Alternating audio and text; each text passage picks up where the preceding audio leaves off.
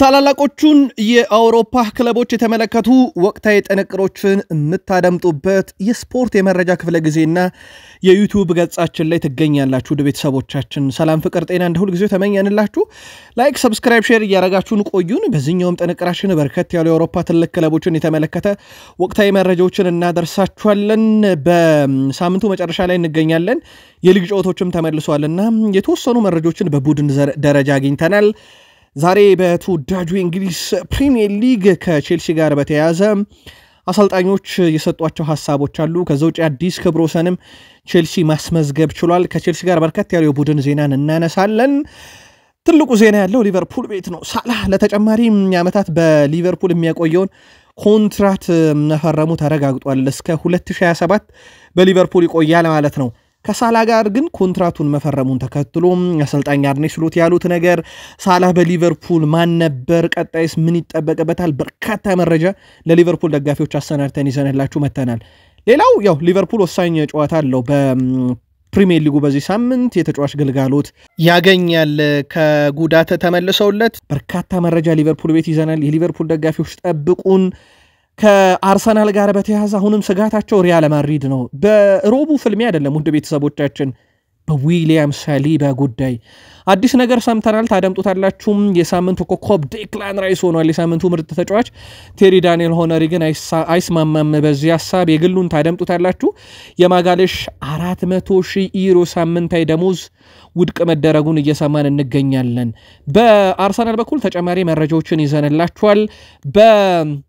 ማንቸስተር ዩናይትድ በኩል ዜርኪዝን በደንብ በስፋት እንመለከታለን። ግን ከዛ በላይ ማንቸስተር ዩናይትድ ቤት አሰልጣኝ ኤሪክ ቴን ሃግን የሚጠብቃቸው በርካታ ፈተና አለ። ፖል ስኮልስ የሚለን ነገር አለ ስለ ዩናይትድ። ከዩናይትድ ጋር በተያያዘ ምናልባት የአንድሬ ኦናና ጎላ እንጂ በርካታ ሊጠቀሱ የሚችሉ ተጫዋቾች አሉ። በቡድን ዜናችን በስፋት እንመለከቷለን የዩናይትድ የመረጃ ክፍለ ጊዜያችን ላይ። እስከ ፕሮግራማችን ፍጻሜ ቆዩልን። ላይክ ሰብስክራይብ ሼር አድርጉን። አጠራጠር ያሉ መረጃዎቻችንን ከተወዳጁ የእንግሊዝ ፕሪሚየር ሊግ የሳምንቱ ታላላቅ ፍልሚያዎችን ጀምር። ዕለተ ቅዳሜ ፕሪሚየር ሊጉ ይመለሳል። በኢትዮጵያን ሰዓት ቀመር ከ9 ሰዓት ከ30 የሊግ ጨዋታ ወደ 8 ሰዓት ከ30 እንደተመለሰ እናውቃለን። በካላንደሩ መሰረት እንግዲህ ፕሪሚየር ሊጉ በእርግጥ ይህንን የተፈጥሯዊ ሂደት የማይቀበሉ አሉ። ፕሪሚየር ሊጉ ሰዓቱ መቀየር የለበትም የሚሉ፣ ነገር ግን እነሱ ከፀሐይ መግቢያና መውጫ ሰዓትን ቀመር ሰርተው ቺን ሰዓት አስተካክለዋት ነበረ። አሁን ግን መልሰዋታል ወደ 8 ሰዓት ከ30። ለማንኛውም ኢትሃድ ላይ ማንቸስተር ሲቲ ከክሪስታል ፓላስ በሚያደርጉት ጨዋታ 8 ሰዓት ከ30 ፕሪሚየር ሊጉ ቅዳሜ ይጀምራል። 11 ሰዓት ሲል አሜክስ ስቴዲየም ብራይተን ኤንድ ሆቭ አልቢየን ከሌስተር ሲቲ፣ ሲቲ ግራውንድ ስቴዲየም ኖቲንግሃም ፎረስት ከኤቨርተን፣ ሴንት ሜሪ መውረዱን ያረጋገጠው ሳውዛምፕተን ለአውሮፓ ሻምፒዮንስ ሊግ መድረክ ከሚፋለመው አስቶን ቪላ ጋር ይጫወታሉ። የምሽቱ ሌላኛው ተጠባቂ ጨዋታ አርሰናል ከብሬንትፎርድ ኤምሬትስ ምሽት 1 ሰዓት ከ30 በፕሪሚየር ሊጉ ቅዳሜ የምንጠብቃቸው ጨዋታዎች ናቸው። ፕሪሚየር ሊጉ እሁድም እንደዚሁ ቀጥሎ ይካሄዳል። በተወዳጁ የእንግሊዝ ፕሪሚየር ሊግ ዙሪያ ሰፋ ያለ መረጃን ይዘንላችኋል። ምናልባት በዚሁ ለማስታወስ ያክል እንግሊዝ ፕሪሚየር ሊግ ዘንድሮም በአውሮፓ መድረክ በሰበሰባቸው ነጥቦች በድምሩ ከሚሳተፉት ክለቦች በኤሮፕ ሊግና በአውሮፓ ሻምፒዮንስ ሊግ 25 ነጥቦችን በማግኘት የአውሮፓ ሻምፒዮንስ ሊግ 5 ቡድኖችን ማሳተፉን አረጋግጧል። ቀጣይ የስፔንና የጣሊያን ክለቦች እንግዲህ ይፋለማሉ ይሄንን ቦታ ለማሳካት። ስፔን የተሻለውን ደረጃ ይዛለች 22 ነጥቦችን በማሰባሰብ። ጣሊያን ሴሪ ክለቦች 20 ነጥቦችን አሰባስቧል ቀጣይ ቡድን አምስተኛውን ቡድን ለማሳተፍ። ለማንኛውም አሁን ባለው ኮታ ስፔን ላሊጋ ክለቦች አምስተኛውን የማሳተፍ ሰፊ ድል አላቸው። በዛው የስፔን ላሊጋ መረጃዎችን እናደርሳችሁ ውድ ቤተሰቦቻችን። ዩሊያን አልቫሬዝ የወሩ ምርጥ ተጫዋች ተብሎ ተመርጧል። የስፔን ላሊጋው ክለብ አትሌቲኮ ማድሪድ የወርሃ መጋቢት የወሩ ምርጥ ተጫዋች ይፋ አድርገዋል። በዚህ መሰረት አርጀንቲና የፊት መስመር ተጫዋች ዩሊያን አልቫሬዝ የአትሌቲኮ ማድሪድ የወሩ ምርጥ ተጫዋች ተብሎ መመረጥ ችሏል። አልቫሬዝ ከሽልማቱ በኋላ የተሰጠኝ እውቅና ጥሩ ነው፣ ነገር ግን በጣም አስፈላጊው ነገር የቡድኑ ጥረት ነው። ያለ ቡድን እርዳታ ማሳካት አልችልም ነበር ብለዋል። ዩሊያን አልቫሬዝ ለአትሌቲኮ ማድሪድ በወሩ ባደረጋቸው ጨዋታ 3 ወሳኝ የሚባሉ ያውም ግቦችን ማስቆጠር ችሎ ነበረ። ባለፈው ሳምንት ማድሪድ ሲሸነፍ ባርሴሎና አቻ ሲወጣ ብቸኛ ያሸነፈው ቡድን አትሌቲኮ ማድሪድ ነበርና ነጥቡን በተወሰነ መንገድም ቢሆን ማጠጋጋት ችሏል ከመሪዎቹ ጋር። ዘንድሮ ግን ሻምፒዮን ለመሆን እጅግ በጣም አስቸጋሪ እንደሆነ ይታወቃል። ለአትሌቲኮ ማድሪድ በተለይ የሁለቱ ኃያላን ክለቦች ፍጥጫ ስላለበት ላሊጋው ለሁለተኛ ጊዜ የዳኒ ኦልሞና የፓው ቪክተርን የማስመዝገብ ሂደት ለማሰረዝ ይግባኝ ጠይቆ ነበረ። ነገር ግን ውድቅ ተደርጎበታል አሁንም። ስለዚህ ሁለቱም ዳኒ ኦልሞም ፓው ቪክተርም በባርሴሎና ቤት እስከ ውድድር ዓመቱ መጨረሻ ተመዝግበው እንደሚቆዩ ተረጋግጧል ማለት ነው።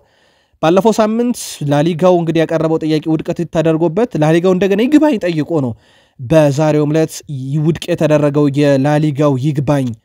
ሃንሲ ፍሊክ በወቅቱ ካስታወሳችሁ በሜዳ ላይ ስናቅታቸው እኛን ለመጣል በቢሮ ውስጥ ስራ ጀምረው ነበር ማለታቸው ይታወሳል። በሃንሲ ፍሊክ የሚመራው ባርሴሎናም በጣም አስደናቂ ቁጥር አለው። 48 ጨዋታ አደረገ፣ 36 ድል፣ 6 አቻ፣ 6 ሽንፈት፣ 145 ግብ አስቆጥሯል። የስፔን ሱፐር ካፕን ያሳካ፣ ላሊጋን የሚመራ ነው። ሻምፒዮንስ ሊግ የሩብ ፍጻሜ መጀመሪያ ዙር ጨዋታ 4-0 ዶርትመንድን እየመራ ነው። በስፔን ኮፓ ዴላሬ ከሪያል ማድሪድ ጋር የፍጻሜ ተፋላሚ ነው። ሃንሲ ፍሊክ እጅግ በጣም አስደናቂ ጊዜን እያሳለፉ ነው። ሪያል ማድሪድን ካነሳን ቀጣይ ሳምንት ረቡዕ በሳንቲያጎ ቤርናቢዮ ስቴዲየም ከአርሰናል ጋር በሚያደርጉት ጨዋታ ቡድኑን የሚያነቃቁ ነገሮችን ማድረጋቸውን ቀጥለዋል። ትላንትና የቀድሞ ተጫዋቻቸው ናቾና እንደዚሁም ቶኒ ክሩስ መገኘታቸው ነግረናችሁ ነበረ። አሁን ደግሞ ቀደም ሲል ባርሴሎና ሪያል ማድሪድ በጣም ስኬታማ የነበረባቸውን በተለይም እነ ክርስቲያኖ ሮናልዶ፣ ቶኒ ክሩስ፣ እነ ጋሬዝ ቤል የአውሮፓ ሻምፒዮንስ ሊግ ደጋግሞ ያነሳው ቡድንን ምስሎች ታጋይነታቸውን ጨዋታ ሲመምሩ እንዴት እንደቀለበሱ የሚያሳዩ አነቃቂ ምስሎችን እያቀረቡ ነው ተብሏል በመለበሻ ክፍል ውስጥና የተጫዋቾቹን መንፈስ ለማደስ በርካታ ጥረቶች እየተደረጉ ይገኛሉ። የሪያል ማድሪድ ደጋፊዎች በተለየ መንገድ አርሰናል ላይ ከስቴዲየሙ መግቢያ ውጭ ጀምሮ በባሱ ላይ ጭምር ጫና በማድረስ የአርሰናል ደጋፊዎች ተጫዋቾች እንዳይረጋጉ ለማድረግ የሪያል ማድሪድ ደጋፊዎች እንደተዘጋጁ እየተነገረ ይገኛልና ይህ ጨዋታ የመልሱ ጨዋታ ካሁኑ በጉጉት እንዲጠበቅ እያደረገ ይገኛል። በርካቶች ግን የአሁኑ ሪያል ማድሪድ አርሰናል ላይ ውጤት ለመቀልበስ አስተማማኝ ቡድን አይደለም እያሉት ይገኛሉ። የዤኖዋው አሰልጣኝ የቀድሞ የአርሰናል ሌጀንድ ፓትሪክ ቬራ ቀጣይ የውድድር ዓመት የሮማ አሰልጣኝ እንዲሆን በእጩ መካተቱ ተረጋግጧል። ከአርሰናል ጋር እጅግ በጣም አስደናቂ ጊዜን ያሳለፈው የቀድሞ የአርሰናል አማካኝና የአሁኑ የጄኖዋ አሰልጣኝ በእጩነት ዝርዝር ውስጥ ተካቷል። እሱ ብቻ አይደለም ግን ፓትሪክ ቬራም አይደለም። የቀድሞ የሌላኛው የአርሰናል የአማካይ ስፍራ ተጫዋች ሴስክ ፋብሬጋስ በኮሞ ይገኛል። አስደናቂ ስራዎችን እየሰራ ይገኛል። ይህም ተጫዋች በእጩነት ከተያዙ ተጫዋቾች ውስጥ አንደኛው ነው። ማኑኤል ፔሌግሪኒ በሪያል ቤት ብዙ ድሎችን ያስመዘገቡ አሰልጣኝ ሆነዋል። በዚህ ሳምንት በኮንፈረንስ ሊግ ድል አድርገዋል። በ19 ጨዋታ ጀምሮ ማለት ነው ብዙ ድሎችን በክለቡ ያስመዘገቡ ናቸው። በ19 ይበልጣሉ ከተከታያቸው ማለት ነው። 116 ጨዋታዎችን ማኑኤል ፔሌግሪኒ ያደርገዋል። የ19 ድል ልዩነት አለ ከተከታዩ ከፌራር ከተባለ ቀድሞ የሪያል ቤቲስ አሰልጣኝና አስደናቂ ስራን እየሰሩ ነው። አንቶኒ ሌላኛው የሚጠቀሰው ተጫዋች ነው። በጣም አስደናቂ ከመሆኑም በላይ ቡድኑ ራሱ እሱ ከመጣ በኋላ የተሸነፈው ጨዋታ ብዛት 2 ነውና በሪያል ቤቲስ ቤት በጣም ደስተኛ እንደሆነ እዚህ ሁሉም ነገር ጥሩ ነው። ወደ ሜዳ ስገባ ምን ጊዜም የቻልኩትን ሁሉ ለክለቡ አደርጋለሁ። በዚህ ክለብም እጅግ በጣም ደስተኛ ነኝ ሲል ሐሳቡን ሰጥቷል። ከቫራታስኬሊያን አስቶን ቪላ ላይ ያስቆጠራት የግል ጥረቱን የታገዘች ግብ የአውሮፓ ሻምፒዮንስ ሊግ የሳምንቱ ምርጥ ግብ ተብላ ተመርጣለች። በነገራችን ላይ ለምን የዴክላን ራይስ ቅጣት ምቶች ቢያንስ ሁለተኛው ቅጣት ምቱ እንዳልተካተተች ይፋ አልተደረገም። ግን የቫራታስኬሊያን ግብ በአውሮፓ ሻምፒዮንስ ሊግ የሳምንቱ ምርጥ ግብ ተብላ ተመርጣለች። ብዙ የግል ጥረትን፣ ድሪብልን፣ በርካታ የአስቶን ቪላ ተጫዋቾችን መሸወድ፣ ግብ ጠባቂውን ማርቲኔዝ እንዳይመለስ አድርጎ የመምታት ጥበብ፣ ብዙ ድራማ ያየንባት ግብ ናት። ለማንኛውም እሷ ግብ ተመርጣለች። ዴክላን ራይስ ግን በሌላ ዙር አሸንፏል፣ እንመለከተዋለን። ኦስማን ዴምቤሌም በዚህ ሳምንት በነበሩ የመጀመሪያ ዙር የሩብ ፍጻሜ ጨዋታ ብዙ ሰንጣቂ ኳሶችን ወደ ሳጥን ውስጥ በማቀበል 3 ቀዳሚ፣ ብዙ ቁልፍ ኳሶችን ያቀበለ 9 ቀዳሚ፣ ብዙ ንክኪዎችን በተቃራኒ ፍጹም ቅጣት ምት ውስጥ ያደረገ 15 ቀዳሚ ነበረ። የዚህ ተጫዋች ሚና ራሱ በተለይ ሜሲ፣ ኔይማር ጁኒየር፣ ኬሊያን ምባፔ ያልነበረውን ጥንካሬ አሁን ለቡድኑ በተለየ መንገድ ከሚሰጡ ተጫዋቾች አንደኛው ነው ማለት ይቻላል። በፓሪስ ሰን ዠርሜን አስደናቂ ሳምንት ነበረ ለዚህም ተጫዋች።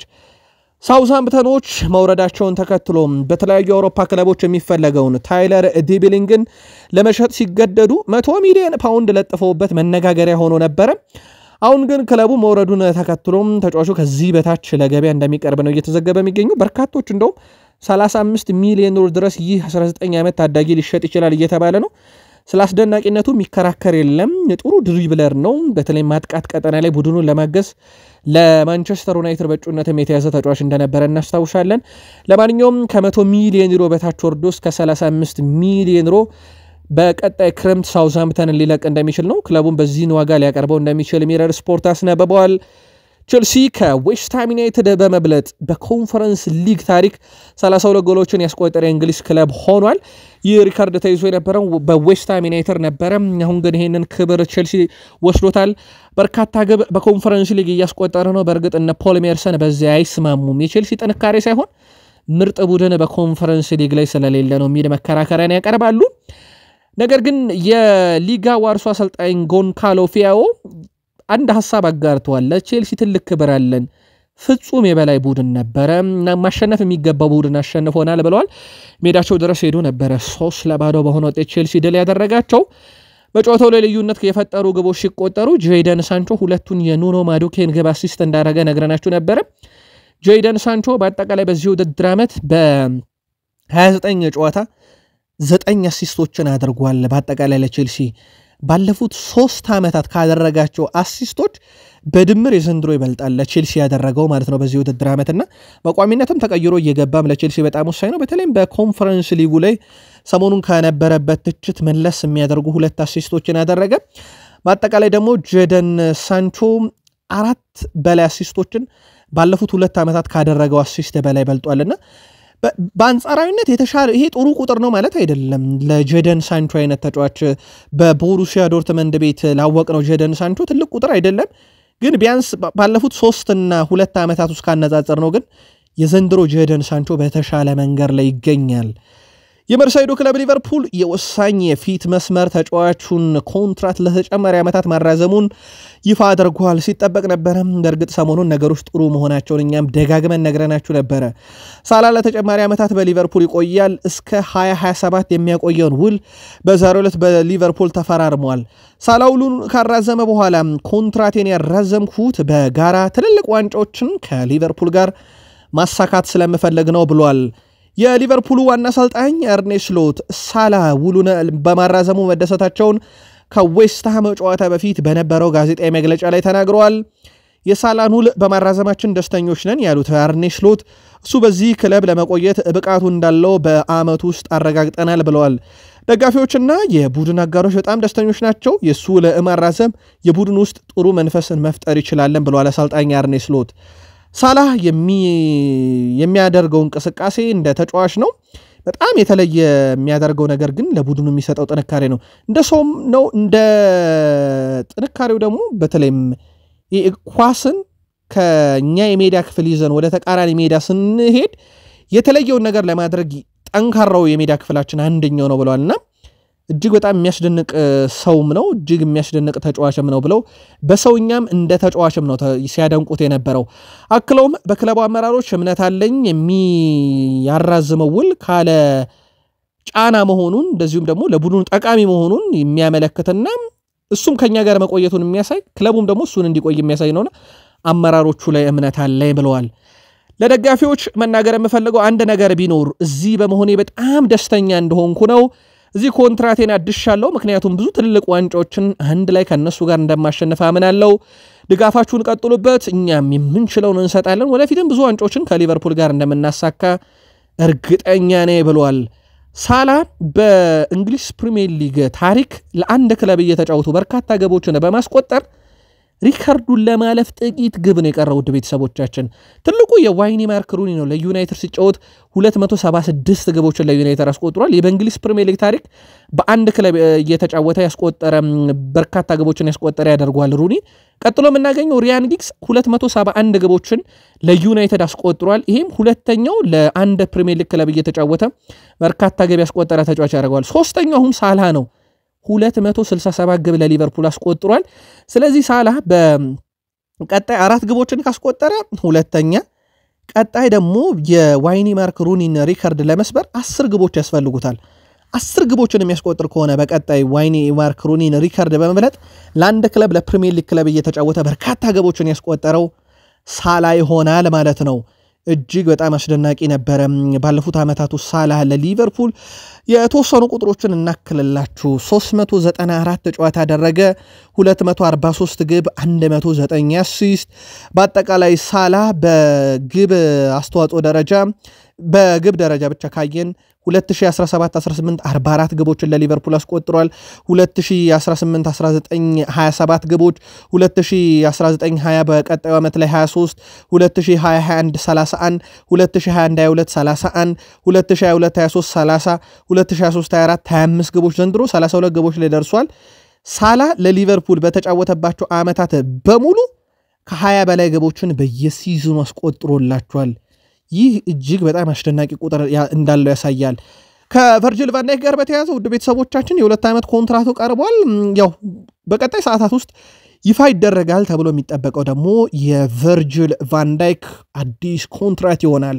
ለሊቨርፑልያን ጥሩ የሚባለው ዜና ነው የሊቨርፑል ደጋፊዎች በሳላህ ኮንትራት መፈረም ምን ተሰማችሁ አጋሩን አርኔ ስሎት ከጨዋታ በፊት ጋዜጣዊ መግለጫ ሰጥተው ነበር ከዛ ጋር በተያያዘ የተወሰኑ መረጃዎችን እንጠቁማችሁ አርኔ ስሎት ስለ ክረምት የዝውውር መስኮት እቅድ ሲናገሩ እኔ እንደማስበው ራሴ ለማስፈረም የሚፈልገውን ተጫዋቾች እቅድ ውስጥ ካስቀመጥኩ እንግዲህ መቆየቱ ነው ስለዚህ የሚረዳንን ነገር በ7 ወይም 8 ዓመት ውስጥ ብዙ ጎሎችን የሚያስቆጠር ጥራት ያላቸው ተጫዋቾችን ማቆየት እንደገና ደግሞ አዲስ ተጫዋቾችን ማምጣት በእቅድ ውስጥ ተይዟል እኔ በርካታ ዝርዝሮችን ይዣለውኝ ስለዚህ ቀጣይ ክረምት ላይ ትልቅ የዝውውር መስኮት ይሆናል ብለዋል ሊቨርፑል በዚህ ሲዝን ሁለት ጊዜ 5 ጎሎችን ዌስትሃም ዩናይትድ ላይ ማስቆጠር ይችላል በሁለት አጋጣሚ ቀጣይ ተጋጣሚም ዌስትሃም ዩናይትድ እንደሆነ ይታወቃል እንግዲህ ድል ያደርጋል ተብሎ ቅድመ ግምት የተሰጠው ለሊቨርፑል ነው ሊቨርፑል በአንፊልድ ያደረጋቸው 5 የፕሪሚየር ሊግ ጨዋታ በሙሉ ማሸነፍ ችሏል ሊቨርፑል አንፊልድ ላይ ከዌስትሃም ዩናይትድ ጋር ባረጋቸው ያለፉት 57 ጨዋታ ውስጥ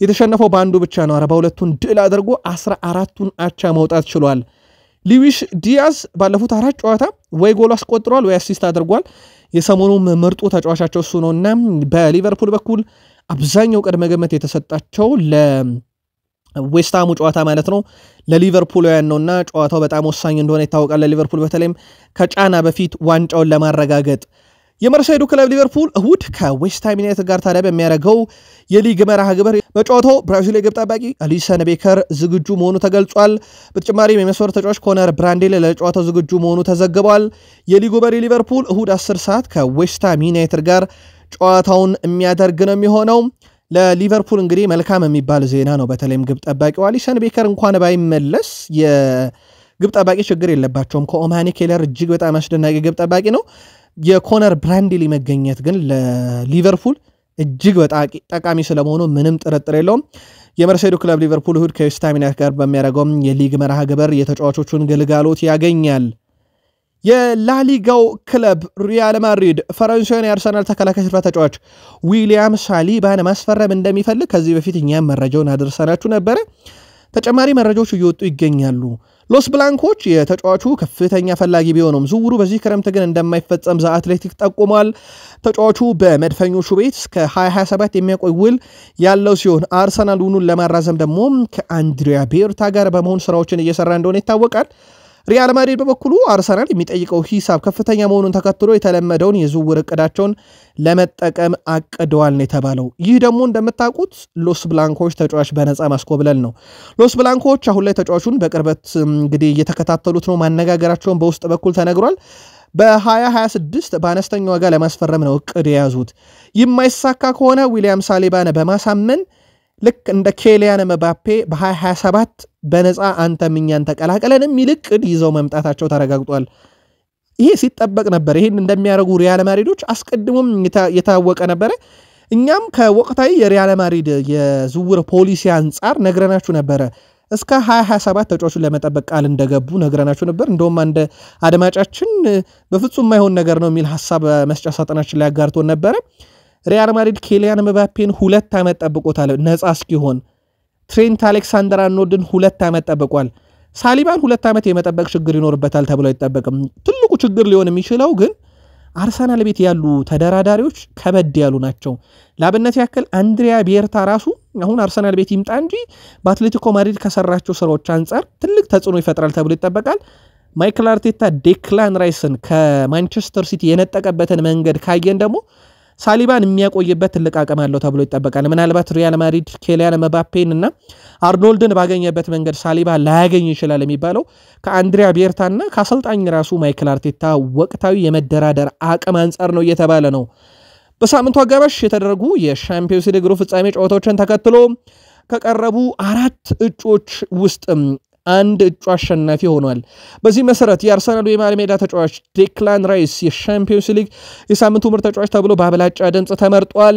ዴክላን ራይስ አርሰናል ሪያል ማድሪድን ሲያሸንፍ 2 የቅጣት ምት ግቦችን በማስቆጠር የጨዋታውም ኮከብ እንደነበረ ይታወሳል።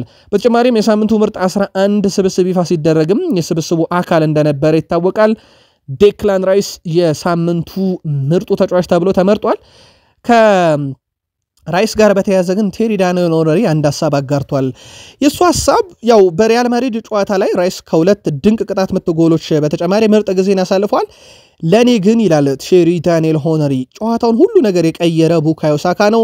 የቅጣት ምት ግቦች የተገኙት እሱ ላይ በተሰራ ጥፋት ነው።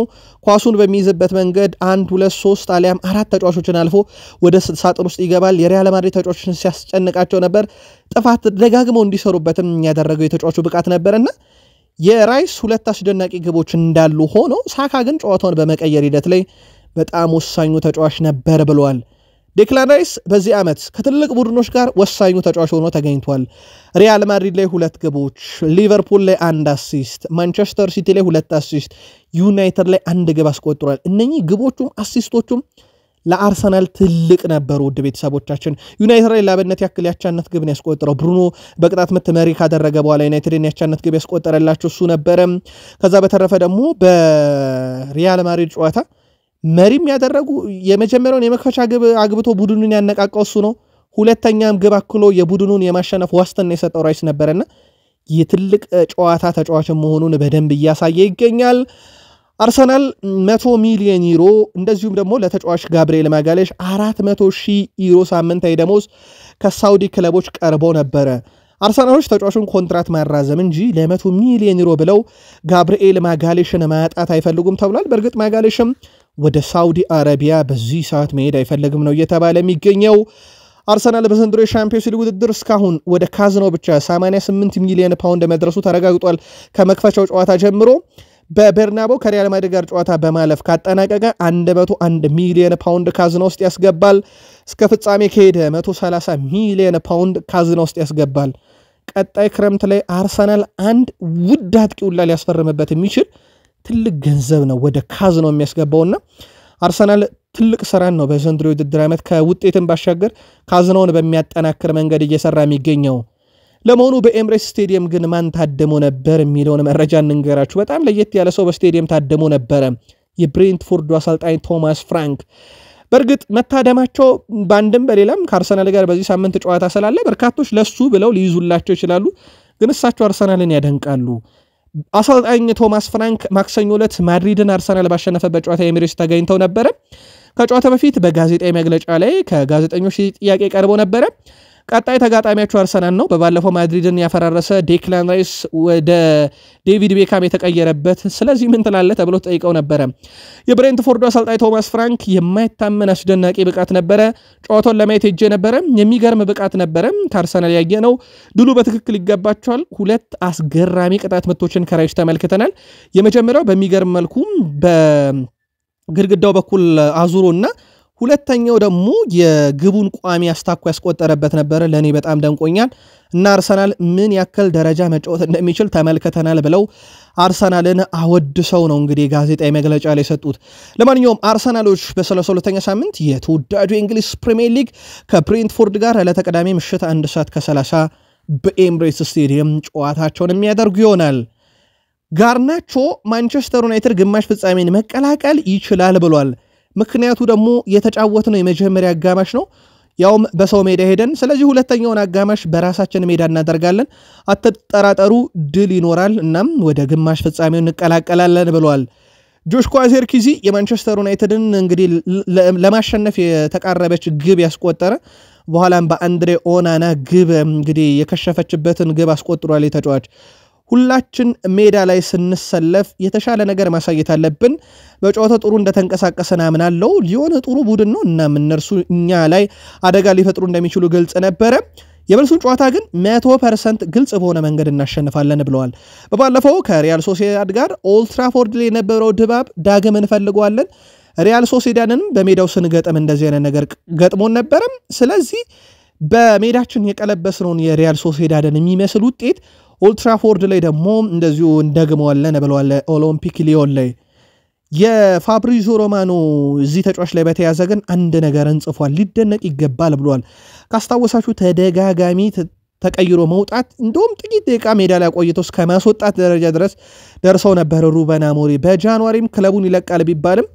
ይህ ተጫዋች ግን ክለቡን ከመልቀቅ ይልቅ በማንቸስተር ዩናይትድ እንግዲህ መቆየትን መታገልን ራሱን ማሻሻል ፈልጎ ነበር ለማንቸስተር ዩናይትድ እጅግ በጣም ወሳኝ ብቃቱን ያሳየበት ምሽት ነበር ሜዳ ላይ 27 ደቂቃ ነው ያሳለፈው 12 ኳስ ንክኪ ነበረው 8 የተሳኩ ኳሶችን ያቀበለ 2 ሙከራ አደረገ አንድ ኢላማውን የጠበቀ ሙከራ አንድ ግብ አስቆጠረ በ27 ደቂቃ ውስጥ ብዙ ተጽዕኖ ነው ለማንቸስተር ዩናይትድ የፈጠረውና ትልቅ የሚባል አቅም እንዳለውና ምናልባትም በጊዜ ሂደት የማንቸስተር ዩናይትድ ቁልፍ ተጫዋች ሆኖ ከሆይሉንድ በላይ በዩናይትድ የመቆየት ዋስትናም ያለው ያሉት ነው በወቅታዊ ብቃቱ ምክንያት ወቅታዊ ብቃትን ካነሳን ግን ብሩኖ ፈርናንዴዝ እጅግ በጣም የተለየው ተጫዋች ነው ባለፉት ጨዋታዎች ለማንቸስተር ዩናይትድ አብዛኛው ግብ ላይ እየተሳተፈ ይገኛል ብሩኖ ፈርናንዴዝ ማንቸስተር ዩናይትድ በሁሉም ውድድሮች ላይ ካስቆጠራቸው ያለፉት 10 ግቦች ውስጥ 8ቱን ቀጥታ ተሳትፎባቸዋል 5ቱን አስቆጠረ 3 አሲስት አደረገ 2 ግቦች ላይ ብቻ ነው ያልተሳተፈው አንደኛው በምሽት ጨዋታ ማኑኤል ኡጋርቴ አሲስት አደረገ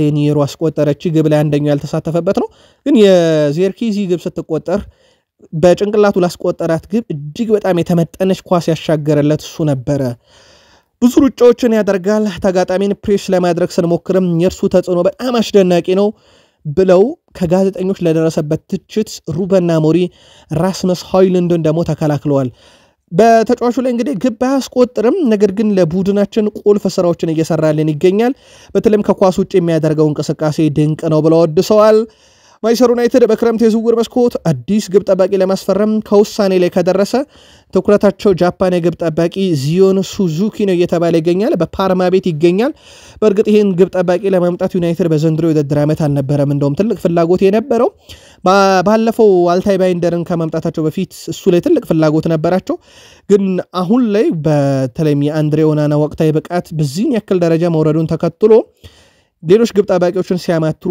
ይህንንም ግብ ጠባቂ እንደተመለከቱት ነው መረጃዎቹ እየወጡ የሚገኙት ቀጣዩ ጨዋታ ፈታኝ እንደሚሆን ግልጽ ነው ሊዮን ወደ ሳጥናቸው ተጠግተው ተከላክለው እንደሚጫወቱ ግልጽ ነው እና የምንሰጣቸው ክፍት ቦታዎች ካለ ደግሞ ሊጠቀሙበት እንደሚሞክሩ ማውቃለው ብለዋል ጨዋታን ማጥናት ድክመቶችን ማረም እንዲሁም ለቀጣዩ ጨዋታ በደንብ መዘጋጀት ዋና የኔ ስራ ነው ብለዋል በኦልድ ትራፎርድ የሚኖረውን ድባብ ድንቅ ሊሆን እንደሚገባው ቃለውን ስለዚህ በጨዋታው እያንዳንዱ ቅጽበት ፕረስ እናደርጋለን ብለዋል በጨዋታው ላይ ብልህ ልንሆን ያስፈልጋል በመልሱ ጨዋታ ውጤት ቀልብሰን ዩናይትድ እናስደስታለን ብለዋል ፖል ስኮልስ ግን ከዚህ የተለየ ሐሳብ አለው ማንቸስተር ዩናይትድ በሻምፒዮንስ ሊጉ ተሳታፊ ለመሆን ከሚያስችለው መንገድ ረጅም ርቀት ላይ ነው ብሏል እነርሱ ወደዚህ ደረጃ ከመድረሳቸው በፊት በዝውውር መስኮቱ ላይ ብዙ ገንዘብ ወጪ ማድረግ ሳይጠበቅባቸው አይቀርምና ግብ ጠባቂን ጨምሮ በርካታ ዝውውር ማድረግ ይጠበቅባቸዋል ወደ አውሮፓ መድረክ ለመመለስ እና በአውሮፓ ሻምፒዮንስ ሊግ ተሳታፊ ለመሆን ከሚያስችለው መንገድ በጣም ርቋል ብለዋል ማንቸስተር ዩናይትድ ወደ ብሬንትፎርዱ ሁለገብ አጥቂ ብሪያን ምቤሞም ፊታቸውን ማዞራቸውን ጊቭ ሚ ስፖርት አስነብቧል ይህ ተጫዋች በእርግጥ አማራጭ ሆናል እየተባለ ነው ለአርሰናል ለሊቨርፑልም ጭምር ነገር ግን ማንቸስተር ዩናይትድ አስገዳጅ እንጂ አማራጭ ላይሆንበት ይችላል በተለይም ወቅታዊ ብቃት ጋር በተያያዘ ቡድን ውስጥ በርካታ ዝውውሮችን ያደርጋሉ የብሪያን ምቤሞም በእጩነት ተይዟል በማንቸስተር ዩናይትድ በኩል ቀጣይ ክረምት ትልቅ አብዮት እንጠብቃለን በግብ ጠባቂነትም ያው የአንድሬ ኦናና ጉዳይ አሳሳቢ ደረጃ ላይ ደርሷል አንድ ግን መጥፎ ቁጥር አለው ማንቸስተር ዩናይትድ ከየትኛውም የእንግሊዝ ፕሪሚየር ሊግ ክለቦች በበለጠ ብዙ የመክፈቻ ግብ የተቆጠረበት ሁለተኛው ቡድን ነው ሌስተር ሲቲ በአጠቃላይ እንግሊዝ ፕሪሚየር ሊግ ተሳታፊ ክለብ ሆኖ ዘንድሮ በርካታ የመክፈቻ ግብ ተቆጥሮበታል ቀጥሎ ዩናይትድ ነው ይመራል ዩናይትድ ይህን ነገር እያሻሻልን ነው ብለው ነበረ ሩበን አሞሪም ግን እየሆነ አይመስልም ዩናይትድ አሁንም ቀድሞ ግብ እየተቆጠረበት ነው ለአሰልጣኝ ግን ኦናና ብቻ አይደለም ጋርናቾ እጅግ በጣም እየወረደ ይገኛል ከተፈጥሯዊ ቦታ ውጪ እየተጫወተ መሆኑ ምናልባትም ለዚህ እንደ ተጠያቂ ሊያረጋቸው ይችላል እየተባለ ነው አሞሪም ሆይሉንድን በተመለከተ ሙሉ ለሙሉ በራስ መተማመኑን ያገኘ ተጫዋች አይደለም ግን በግልጽ የግብድልም እየተፈጠረለት አይደለም የተፈጠሩለትንም የግብድሎች በአግባቡ ሲጠቀም ያልተመለከተንም የአርሰናሉ ጨዋታ በግልጽ የተፈጠሩለትን እድልም ያለ መጠቀም ሁኔታ ታይቷል በርግጥ ተደጋጋሚ ግብድሎችና ለመፈጠር ተደጋጋሚ ግቦችና ለማስቆጠር በራስ መተማመኑ እንዲወርድ ያደረገ ይመስላል ኦናና ያው ብዙ ብለናቸዋል ከዚህ በፊት በዩናይትድ ታሪክ ከታዩ ግብ ጠባቂዎች አንፃር በጣም ደካማ ሆኖ ይህንን ማቲች ከተናገረ በኋላ እሱም በጨዋታው ላይ ደካማ ሆኖ አሳይቶ ነበር እናም ይህ ግብ ጠባቂ በማንቸስተር ዩናይትድ በኩል ተይዞ ትልቅ ነገርን ማሰብ በጣም አስቸጋሪ ይመስላል ለማንኛውም ቀጣይ እነኚህ ሶስት ተጫዋቾች በተለይ በማንቸስተር ዩናይትድ በዋነኝነት ጥንቃቄ የሚያስፈልግና ሊሰራባቸው የሚገቡ ቦታዎች ይመስላሉ ለማንኛውም ዩናይትዶች በግብ ጠባቂነት ግን አሁን በአውሮፓ ላይ እንደ ፒተር ሽማይክል እንደ ዴቪድ ዴሃ ሆላንድ የግብ ጠባቂ ኤድዋርድ ቫንደርሳንን በተመለከታችሁበት አይናችሁ ዩናይትድን ማን ሊታደገው ይችላል በግብ ጠባቂነት የናንተን አድርሱን ቫሌንሺያ ከሴቪያ ዛሬ ምሽት 4 ሰዓት በጣሊያን ሴሪያ ዩዲኒዜ ኤስ ሚላን ምሽት 3:45 በጀርመን ቡንደስሊጋ ወልቭስበርግ አርቢ ላይፕዚግ ምሽት 3:30 በፍራንስ ሊጋ ሌንስ ከሬሚስ ምሽት 3:45 ዛሬ የሚደረጉ ጨዋታዎች ናቸው በእነኚህ ጨዋታዎች ዘና ፈታ በሉ ቅዳሜ እሁድ በሚደረጉ ጨዋታዎች ዙሪያ ተጨማሪ መረጃዎችን ከጥቂት ደቂቃዎች በኋላ ተመልሰን ይዘንላችሁ እንመጣለን